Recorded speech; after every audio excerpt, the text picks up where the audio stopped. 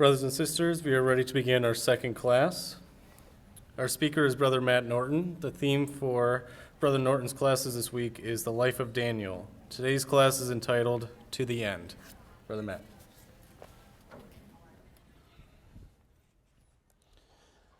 Thanks, Brother James. Well, my dear brothers and sisters, how are we all? We're nearing the end of our school. It's getting there rather quickly, isn't it? Just sort of cascades out of control after, Monday, I guess. It doesn't stop. And now it feels like a blur to me. There's been some highlights, not to mention last night's basketball game. Was that the closest game you guys have ever had? Ending in a tie, then having to play an extra time? Wow, that was excellent to watch. I was going to be a part of it, but I didn't want to, unbalance the powers that be negatively. Anyway, where are we up to? Oh, we're right up here. Look at this. So this is Daniel chapter 6, and Brother Nev was talking about this the other night. All the Bible stories speak on all levels, and we see this when we teach our children Daniel and the lion's den, and of course they're all nice fluffy animals at that stage, and they love the story of Daniel sleeping down there with the lions, probably poking around to find the softest one to lay down on. And then we get to 5 to 8, it gets a little bit cooler. We add that, as Brother Nev said, that layer of knowledge as the children get a little bit older and we get a little bit more formal and we get to teenage years and the teens go, oh, this could be, it's a bit boring, and then we become the adults and we look for the deeper lessons. But I find, I don't know why, but I myself am stuck back here. I've always had that problem, I don't know. Anyway, one day I'll make Mum proud. So the time frame, brothers and sisters, we're getting right to the end of the 70 years. Daniel's been there for quite a long time. Obviously, we started off when he was a young man in Babylon, made a eunuch, searching and grasping for a reason to serve God, when it seemed like there was little reason at all. Nebuchadnezzar has now been gone for at least 24 years, and it's not far, we don't know exactly how far, until the decree of Cyrus. And when we look at how many kings Daniel's seen and come and gone, Nebuchadnezzar, evil Merodach, Nergal-Sarezer, and all those other odd-named regents of Babylon, we could imagine, I guess, that Daniel's life was a source of envy for us, because he was daily, or at least weekly or monthly, brushing shoulders with angels. It was one vision after another, and it was relatively easier for Daniel to be living in Babylon. But when you put the chapters chronologically like this and you actually look at it, you realise that's not the case. Because in chapter 1, an angel didn't hold his hand and walk him into Babylon and say, now Daniel, I'm going to be with you when you make this stand, and I'll tell you which of the various challenges that Babylon have to offer to you, you should stand against. There was nothing like that. It was Daniel that had to come up with something. He didn't even receive a vision or an acknowledgement from God at the end of it after the 10 days saying, you did well. He had to do it in faith. He gets the vision of Nebuchadnezzar revealed to him in chapter 2, and that would have been a huge source of comfort and strength, and it would have been a solid affirmation and a source of validity, knowing that Daniel, I must be going the right way. God's done this for me. And he's about 20 years old. And when he hears about the faithful stand of his friends in chapter 3, he wasn't even there. He wasn't cognizant of that at the time. I'm sure it would have added to his faith. There's absolutely no doubt at all. But he didn't see the angel in the fiery furnace. He didn't walk around with them. It was an account that was second-hand. And then chapter 4 wasn't his vision. Nebuchadnezzar explained the vision to him, and Daniel gave him the interpretation. And so we get all the way down from when he was 20 to the 4 beasts in chapter 7. How many years is there between that? Between the vision that he got from God to explain and interpret Nebuchadnezzar's dream to when he sees the vision of the 4 beasts on the seashore there in the reign of Belshazzar. That's 50 years, and there's nothing in between. 50 years.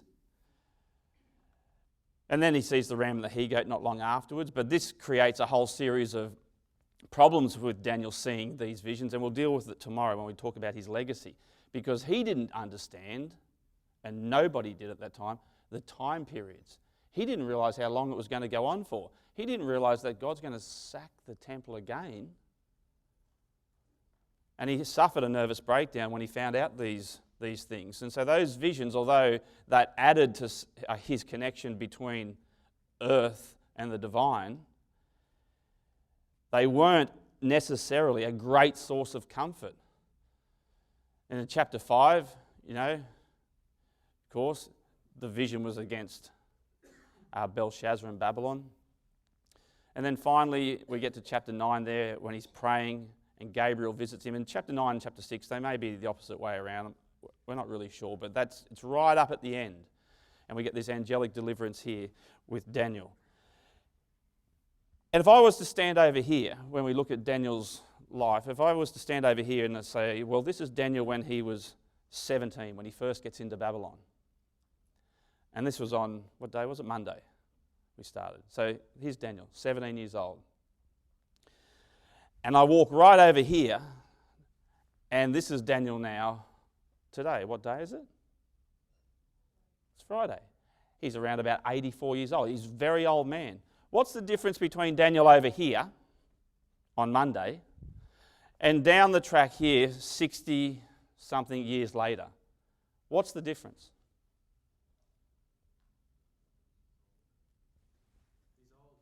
That's right. There's just a few wrinkles, maybe less hair, maybe a bit grey. Daniel's no different.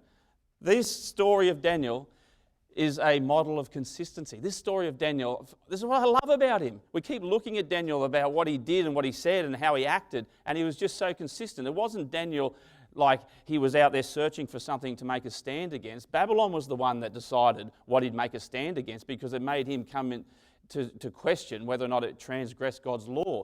Daniel was just being Daniel all the time for those 70 years in Babylon.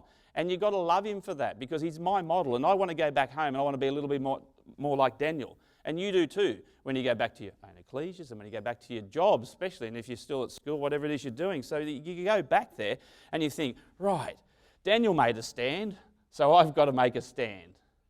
And I'll find a point of difference and I'll make a stand about something. That's really distasteful, that sort of righteousness, that sort of self-righteousness, isn't it? All of a sudden, a person that's never been inclined to be a certain way starts to become a little bit more superior and high and mighty and righteous and better than everybody else. It's not what Daniel did. Daniel just kept making bank all the time. If something came up, he had already resolved in himself to be strong and faithful, and it was difficult for him. So when we go home, let's do our readings, let's pray, let's fellowship with one another, and let's just resolve in ourselves to become a little bit better than what we were on Monday. Let's just try to be a little bit more like Daniel and take things to the bank so that when something comes up and you decide that you don't want to do it, or you don't want to see it, or you're not going to engage in that conversation that's whinging about the boss, and you start to get to work on time, and people go, there's something different about you. And when the 15 minutes is up for morning tea, you're already back at work, and now you're content with your wages. I mean, God forbid that would happen. And you're not whinging any longer about how few holidays you get or where you have to go for your holidays, and you stop whining, and people, they just go, And after a week, you're still doing those things. The good things, I mean, and then a month goes by, and then 6 months, and then you've banked a whole 12 months and you're back at Bible school and you get reinvigorated again. And then you go back and you're still doing them.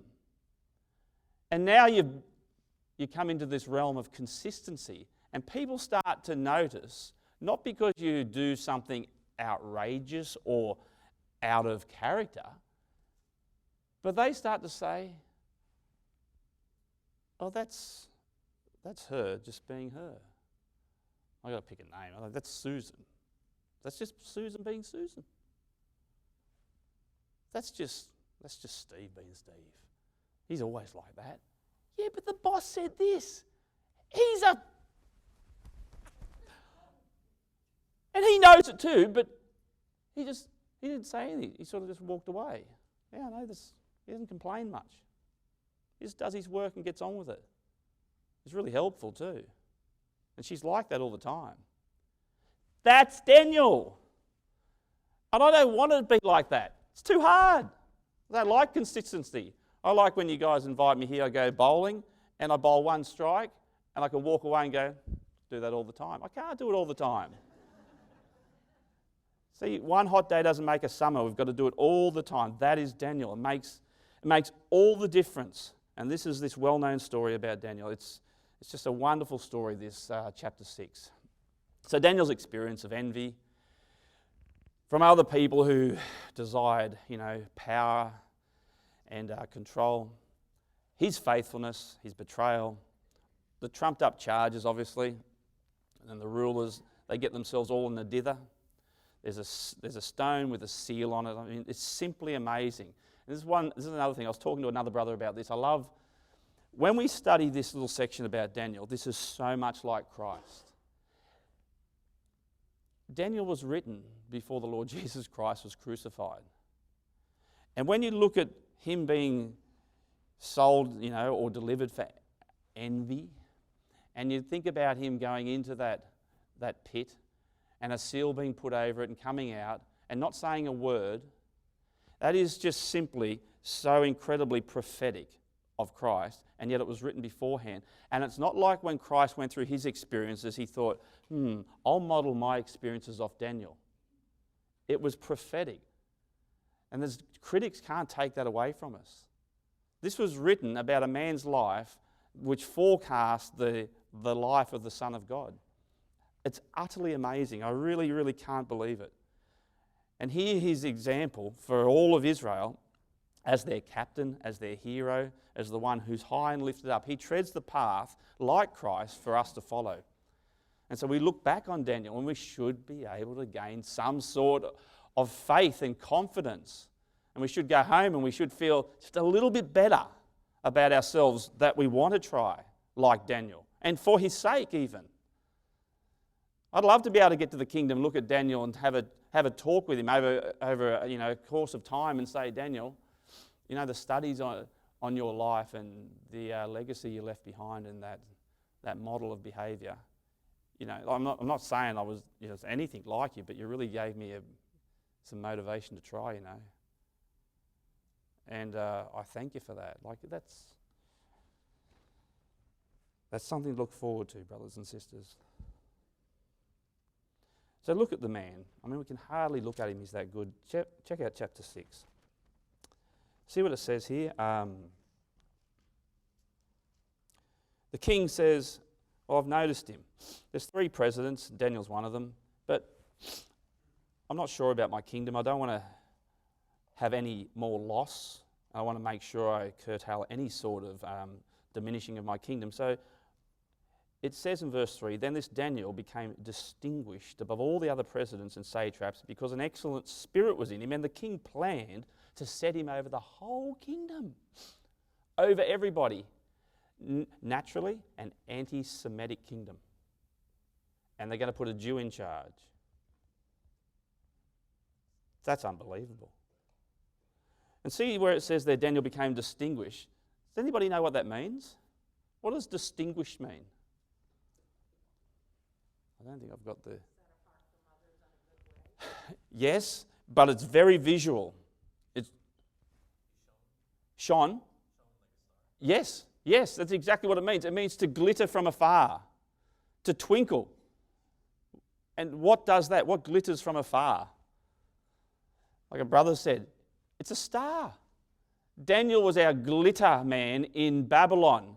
You couldn't help noticing him. I remember the first time I came over to Hanover, and I didn't even know about fireflies. It was one of those kids' books I used to read, and I had this fascination with fireflies, and I forgot you had it. And I was walking across from the gym, and I saw them like twinkling out of the corner of my eye, and I thought, man, I've been staying up too late. What's going on? And I looked over again, and they were everywhere. Daniel was far superior than that. You couldn't help noticing him. When you walked by, he glittered, he sparkled, he shone. Now that's a motif, that's a symbol in Daniel, isn't it? The idea of a star. And we'll look at it again tomorrow too, because, those wise men who followed the star, I think that's a little reference and an acknowledgement and back to Daniel himself. But where else do we read about a star in Daniel? To tell us what sort of man he was, really. It's in the later chapters. Yes, chapter 12. Let's have a quick look at that. Look at chapter 12. It's just such a wonderful thing. So it's in the last days. This prophecy still goes on. And at that time it says, at the end of verse 1, your people will be delivered, Daniel. And many of them, in verse 2, who sleep in the dust of the earth shall awake. Some to everlasting life and some to shame and everlasting contempt. And those who are wise shall shine like the brightness of the sky above, and those who turn many to righteousness like the stars forever and ever. Now, isn't that incredible? Who turned many to righteousness? What did Ezekiel say about 3 types of saviours, or 3 examples of saviours? Remember how it said they should save people through their righteousness? That's how Daniel saved people, through his righteousness, so that people looked at him and said, I want to be like him. I want to try a little bit harder to try and do that. I know I'm not going to make it, but I'm certainly going to have a go. This is what Daniel did. Turn many to righteousness like the stars forever and ever. And there's Daniel in Babylon, glittering and sparkling like a diamond in the sky. It's just such a beautiful, beautiful image. As Winston Churchill said, only when it's dark can you see the stars. And for the darkness of the last 70 years, there's Daniel in that firmament of Babylon, and he's been twinkling away. And everybody's seen him. And he's got a long-lasting legacy now. That's the sort of person I want to be like. Someone that if you hang around, you associate with, you become a better person. Daniel would be one of those people. If you were with him, you would want to elevate. You'd want to rise up. You're not a toxic person. What sort of person are we? Are we better for people? Are people better for hanging around us, for associating with us? Or when people see us coming, do they go, oh, here he comes again? And you always wish people would say, sir, without adding, you're making a scene. What sort of people are we? Are we like Daniel? Do we have that good influence? Not because we walk around going, oh, everyone follow me. We've got to have some influence around this place, and you better listen up. It's nothing like that. Not a thing. Of course he was extreme. There's no doubt he was extreme. He didn't settle for ordinary. He wasn't into mediocrity, brothers and sisters. He was a leader. He was an example. He was a saviour. He was like the Messiah to Israel at this time. He glittered and he drew people to him. And we all want to be just a little bit more like that. And no wonder the king planned to elevate him above everybody else. But why do they object? Because the men object to this. They hate it. Then the presidents and the satraps sought to find a ground of complaint against him with regard to the kingdom. Of course they rejected. They were racist, first of all. There's no way they're going to have a Jew ruling over them, telling them what to do, obviously. But of course they envied his success. That's what they wanted. Above anything else, they wanted that power. They wanted the money. They wanted the influence that came with that elevated position. And of course, their own ambitions would have been completely cut off had Daniel taken that position, and they wouldn't be able to pass on, the handouts to their mates. And now Daniel's going to be honest. And you can imagine a politician for 68 years Who knows any politicians who have been there for 68 years and they're squeaky clean? And if you went through their life with a fine-tooth comb, you know, when they go on their business trips and they claim for this and that not a single receipt is out of place. And these are the sort of people who are looking for any tiny little molehill they can make a huge mountain out of, right? This is what these people are like. They can't find it with Daniel. He's perfect in that sense. He's blameless. He's guiltless. It's incredible. And of course, their desire for corruption and just to skim a little bit off the top, because that's how you work. It's how they roll out there in the business world. It's how they roll in politics. Doesn't matter. You know, I want you to make the sacrifices, and I talk tough, but don't expect me to make them. And it's all right for me to take a little bit off the side, because after all, I work hard. And their scope now for corruption and to skim off the top would be severely curtailed because of Daniel. He's too good for them. Way too good. You know, I've got this mate at home, and he's actually like Daniel. He really is. He's so good like that, it actually irritates me in some ways because, and it's like that. I hate it. I want to be good. It doesn't irritate me. I love him to death. He's in a job where they've got to buy up land on behalf of the government so they can put roads through. Now you can imagine the people who buy this up, how they assign the monetary value to it. How could it be easily inflated? And the people that own the land in advance in the future can predict obviously where the roads are going to go and have family members involved with owning land, and they could make a lot of money out of that. And Friday afternoon, and it's happened before, Friday afternoon, in comes one of these papers, and they want this brother just to quickly sign off on it. You know, we haven't got time now, but do you mind just signing off on this? You know, inflated by hundreds of thousands of dollars, which would later be divided up through the various bank accounts. How easy would it be just to put his signature on it, not even think, no one's going to look at it. It's a government. It's a government faculty. No one takes any notice of what goes on there. They're using our money. Why would they? And he wouldn't do it. And they were swearing at him. And he wouldn't do it because he was honest. And people hate that because their chance for corruption is completely nullified. This is Daniel. He's so good, brothers and sisters, you can honestly hardly even look at him. And like I intimated, do we dislike people that are better than us? Do we? Do they irritate us? I mean, everyone dislikes somebody who thinks they're better than you. Daniel didn't think he was better than anybody. You know what his only weakness was? Daniel's only weakness was that he obeyed God rather than man. And they said, well, they looked, but they couldn't find any ground for complaint, and they found no fault in him. So beautiful. They found no fault in him because he was faithful, and no error or fault was found in him. And they said, well, we're not going to give up. We shall not find any ground for complaint against this Daniel unless we find it in connection with the law of his God. So they're going to set him up. That's what they're going to do. And when it says there that verse 6, these presidents and the satraps came by agreement. That coming together by agreement is a tumult.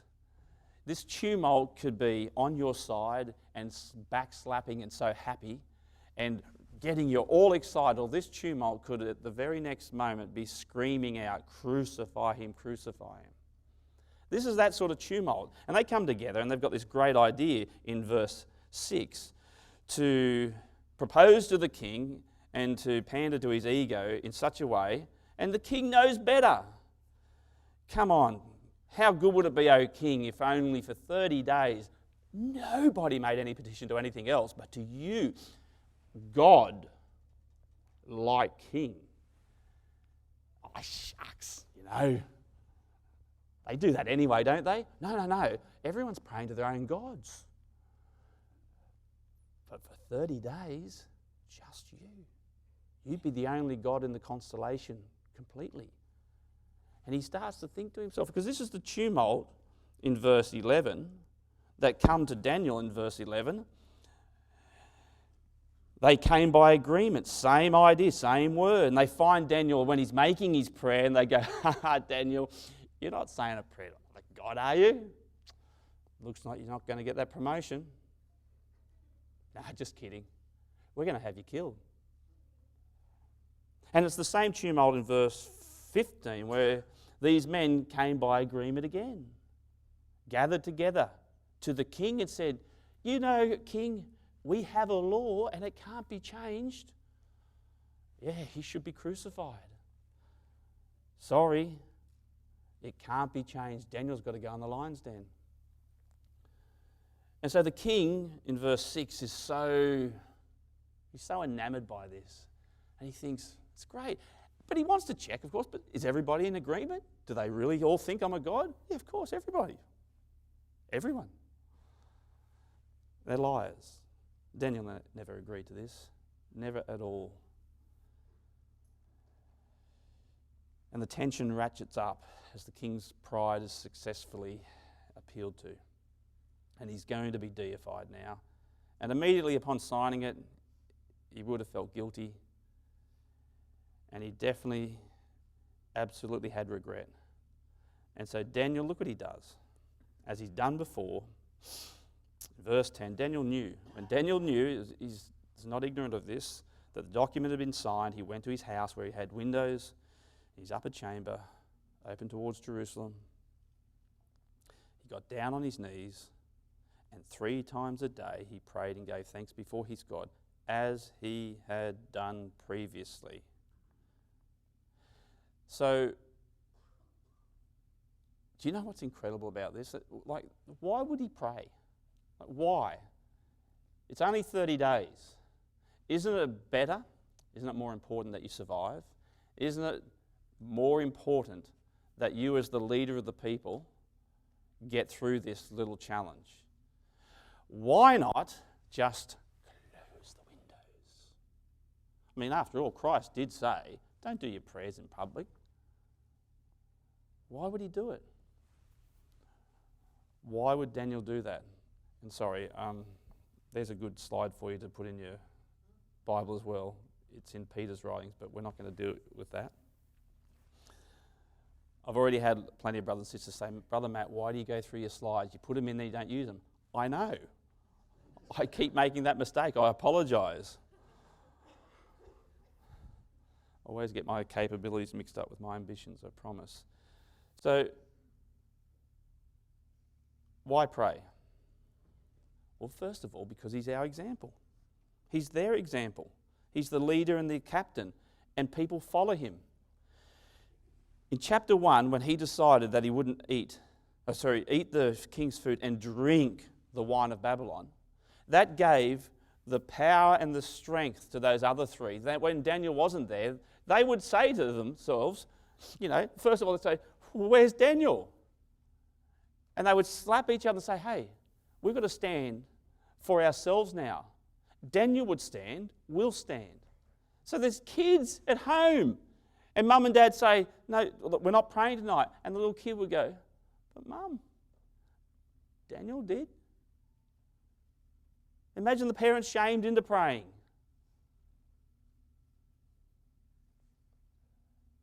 He's their example. He's their model. He had to. If Daniel doesn't pray, the whole nation stops praying. And if we're getting towards the end of the 70 years, I don't think chapter 9 is the prayer he's praying, and we'll talk about that tomorrow, but it doesn't matter. It's the tenor of the type of prayer that he often prays. It's the caliber of the prayer. It's the desperation towards Jerusalem, looking forward to going home. He hasn't got time. How many prayers would you miss out on over 30 days? Where's our maths teachers again? How many is it, Jeff? I can't help it. It's 90 prayers. Thanks, Brother Jeff. It's 90 prayers. He can't afford the luxury of foregoing 90 prayers. In fact, he's got to pray. Christ went through as our example, and because of that, we look to him. Because of Daniel, we look down the annals of time back to Daniel, and we all think, if he prayed, I can pray 3 times a day. And habit, that's why he prayed. Number 2, why did he pray? He prayed for habit. Is habit bad? Isn't repetition bad? No. Repetition is not vain. It's vain repetition that's vain. We used to have this older brother at a meeting in Lismore. He used to say the same prayer every time he was asked on a Sunday. And I wouldn't attribute to him and say, oh, that was a vain prayer, even if I knew it off by heart. But it was his prayer. There's nothing wrong with repetition. It's vanity that takes away any of its value. Daniel had a habit of praying. Does anybody know how many prayers he said in 70 years? Now, this is a hint that gave Daniel strength for 70 years. Does anybody know? 3 times a day times 360 times 70. Now, I added this up before I came, and I had a maths teacher at home check it for me. I got 100% on this one. So I'll just find my notes again and check. Now let me have a look down here. It's around 75,000 prayers, faithful, fervent prayers over 70 years. And people go, oh, I find it difficult to pray. I do too. Sometimes I forget to pray. I think, what am I doing? I don't think Daniel did. He may have had some ups and downs, but he's pretty consistent 3 times a day, looking out his window towards Jerusalem. Habit gets you somewhere. And we go, but that's too hard. I like to pray when I feel like it. Brothers and sisters, you pray when you feel like it. You're not going to pray in the hard times. Prayer gets you through the hard times. You don't want to be at the whim of your emotions when you feel like it. Imagine being at the whim of your emotions, waiting to pray when you feel like it. When you're down, you don't feel like it. When you're angry, you don't feel like it. When that brother or sister said those nasty comments to you, you don't feel like it, especially not praying for them. No way. Here's the thing. We all want to be disciples, don't we? Because people go, oh, but life as a disciple shouldn't be hard because it's following Christ. He's called us. We're chosen. Do you know what think about the etymology of the word disciple. What's at the base of it? Discipline. Now that sort of rubs you the wrong way. I like the word disciple better, but there's discipline at the base of it. And when we think about it, we go, ooh, that feels a little different. But that's what it takes. Discipline. And it's hard. And we need to make sure we do it all the time. Life as a follower of Christ. These long habits that Daniel had, uninterrupted, rigid habits for 70 years that set him in good stead. That's why he was strong. How often do we seek to be spontaneously revved up after a talk or a Bible school or some, weekend away? And they're good, by the way. They're fine. But unless that's shackled to reading, prayer, and fellowship, the 3 greatest things that we have in life, it's just going to fade away. We've got to seek more understanding through the Scriptures and through books that expound the Scriptures. And we've got to pray to our Heavenly Father that we can not only take that information in and we can make something of that information so that we can practice in our life, but then in fellowship we go to our community and we share it. They're the 3 greatest things that we have. And we've got to make sure any revival that we have in the truth, anything that refreshes us, is securely, as we said before, harnessed to a daily routine. It's worth doing. And so, on my phone here, I've got this little buzzer that I have 3 times a day, and it just is titled PT. I've had it for years. And it means prayer time. And I don't get on my knees and I don't face Jerusalem. And you know what is so hopeless about me? I don't even listen to it. I just go, oh, it's buzzing again, turned off. But it does remind me. And I do get to the end of the day and I think, oh, I didn't do that. 3 times a day. You can choose the times. It's an apostolic practice. It's a Daniel practice. It was a Christ practice. It's good for us to have something solid in our life, something that's concrete that we do often. He prayed out of habit. And also, brothers and sisters, it was definitely the safest option by far. Absolutely by far the safest option. What would you rather do, fall into the hands of the living God or jump into Nebuchadnezzar's fiery furnace? Would you rather get thrown into the lion's den out of disobedience and turn around and see your whole nation that you stood up for so long all turn away with you? What would you rather do? It was the safest option for Daniel, and he honoured God. Absolutely honoured God in what he did. And the habit and the sincerity of Daniel got him through it. Now, we know what happened. And I'm all out of sorts today because the time has changed. So what time do I have to finish today? 11. It's fantastic. A little bit more. Okay, well, we're speeding through it. That's good. Now, it's the safest thing possible. And so what happens? Well, Darius, he's pretty upset with himself, and he can't even sleep that night. And he stays up for as long as he can to deliver Daniel, and he can't do it. It's hopeless. Who'd want to be a king of the Persians? I'd hate to be a king. I'm just kidding. But King Sin, which is what he really represents here, he's king of self. It's all about me for 30 days. He can't deliver you. There's no way at all. And in goes Daniel. A stone was brought, laid on the mouth of the den in verse 16, and the king sealed it with his own signet. And in he goes. Now, we're going to look right at the end, and we're going to have a little question and answer session. I wonder what Darius knew about Daniel's faith and the interpretation of Daniel 2 and what Daniel believed and the hope of the gospel. And it's quite interesting when he makes his decree at the end. And so you have these ideas here which are contrasted because you have a king, and there's no doubt when Daniel went into the lion's den, he must have been shaking like that because it's a fearful thing. But he had faith, and once he saw the growling lions settle and he found a place to sleep, he probably slept very soundly. Meanwhile, the king had sleep flee from him, and he couldn't sleep because he was worried and anxious all night. It's quite an image, actually. And then the desperate king in the morning races out, and he comes near the den where Daniel was in verse 20. He cries out in a tone of anguish.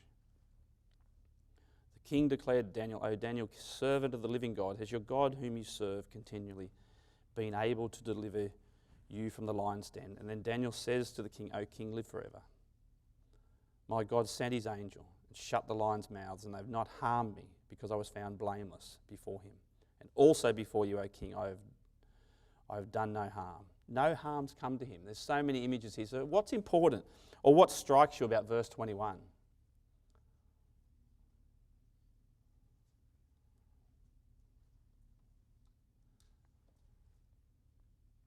Well, take note, this is the first time Daniel speaks. He didn't speak when the king said, "I'm going to earmark you for number one." He didn't speak when he knew they were looking for opportunity and checking out. "Daniel, can we just have all your records for the last, 60-odd years, please?" "Yeah, sure." "What do you need them for?" Nothing. Didn't ask. When they found him and took him away, didn't say a word. Like a sheep to the slaughter. And this is he's so much like Christ. It's just such a wonderful type here. We find out more about Christ looking at Daniel. How hard must it have been? He's blameless. And then it says, "I've not been harmed." That's chapter 3. Remember when they came out of the fiery furnace? This is Daniel's fiery furnace here, the lion's den, where he has to stand by himself, not harmed, as the three friends weren't harmed. We know that. Does anybody know in the New Testament where the furnace and the lion's den are put together in a single verse?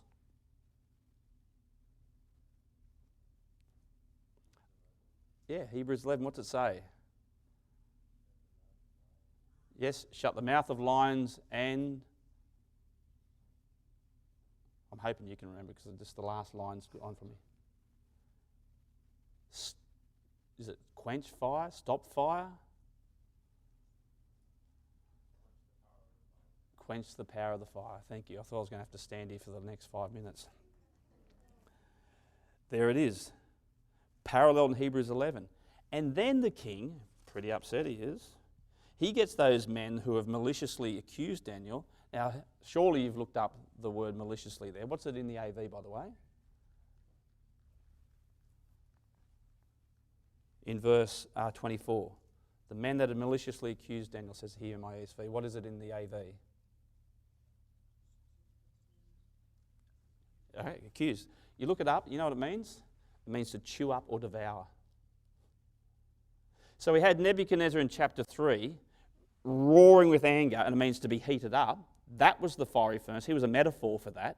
And now we have these men. These are the ravening lions. These are the predators. These are the ones who are looking for prey. These are the persecutors and the liars. And they're the ones who have been trying to, the whole time, to chew up Daniel. And this is why these chapters are relevant to us. We go, well, yeah, but I'm never going to be thrown into a fiery furnace. Taken. Given. And I'm not going to be thrown into a lion's den. Okay. But you will have people that want to chew you up and devour you and destroy your life. And you're going to have the heat of people's anger just because, not because you walked into the office and went, right, I'm going to be a good boy now, and everyone's going to see how much better than you I am. No, it's not the reason. It's because you've started to be consistent like Daniel, and they're going to hate you for it. You might attract some to God because you are trying to glitter like a star, but you will suffer their anger more often than not, and they will backbite you, and they will seek to devour you. And that's what Daniel faced. But look what happens to them. Them and their families thrown to the lion's den, and I bet they were hungry lions. And then Darius, he writes to all his kingdom, all peoples, nations and languages. He made a decree. Everybody must fear and tremble the God of Daniel. Now, work with me with this one. Look at these next verses here. Verse 26 and 27. I'm going to ask you a question, because Daniel evidently has taught Darius so much about the truth. He's taught him about the gospel, and he's taught him about all the visions that he's seen and the hope of Israel. And he's taught him about the kingdom that is to come and the Messiah. Tell me where this comes from. When Darius says, I make a decree that in all my royal dominion people are to tremble and fear before the God of Daniel. For he is the living God. For he is the living God. Where's that from?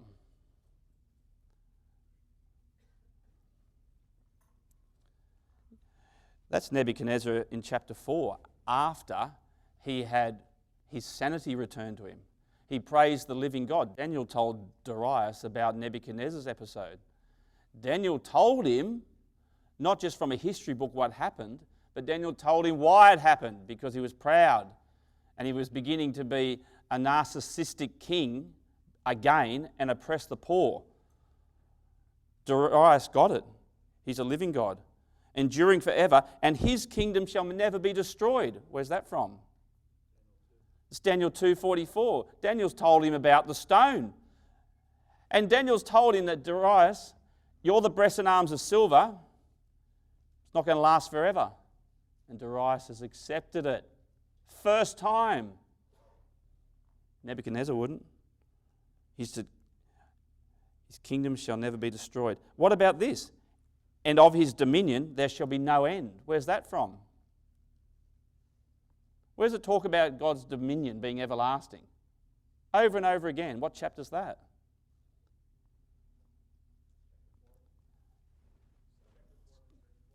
It probably is in there, but it's definitely punctuated in chapter 7, where Daniel must have told Darius, you know what, a few years ago now I had this vision and I was standing on the seashore of 4 nations, because this is the parallel to the vision of chapter 2.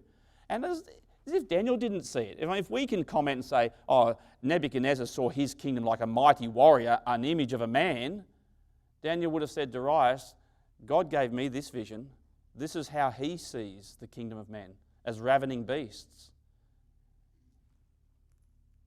And unfortunately, their dominion will come to an end, but not God's. Darius quotes that. And verse 27, he delivers and rescues. Where's that from? Was it just because he saw Daniel come out of the lion's den? Or was there a parallel account with chapter 3 when Nebuchadnezzar said, you know what? No God can rescue like this. Darius could see that. It changed the king's command. And he works signs and wonders. Where's that from? That's Nebuchadnezzar again. Nebuchadnezzar, after he's healed and his mind comes back to him, he says, this is the God that can work signs and wonders. I find this absolutely amazing. This king has been taught by Daniel. Daniel is our man. He is our example. He is Israel's saviour in Babylon. And I want to be a little bit like him. And I've got to say, brothers and sisters, I think he'd be ashamed of me. Surely you want to be a bit more like him. It's times like this from a Bible school when we can all go home with our families. You can talk to your kids about it too. We're not looking at the kids' stories anymore. These are stories for adults to charge our lives and to give us motivation to continue.